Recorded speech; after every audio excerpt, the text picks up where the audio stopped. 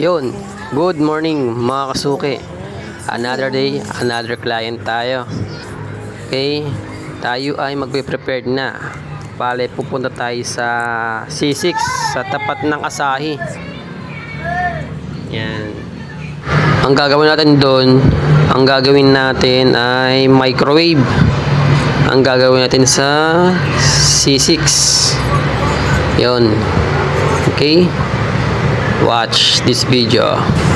Yan, nandito na tayo sa C6 tapat ng Asahi. Yan ang kanyang microwave. Issue nito, may maingay.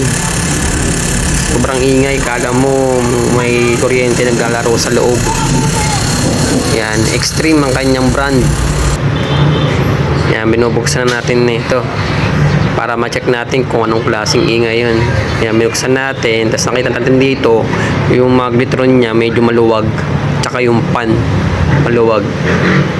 Yan, in-adjust natin, tapos tinesting natin yun. Bale, nawala yung ingay niya, tapos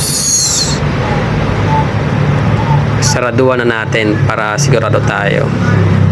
Yan, wala lang ingay ang kanyang microwave. Bale, observe na lang ni client. May warranty naman tayo. Okay, thank you. Thumbs up. Thank you po.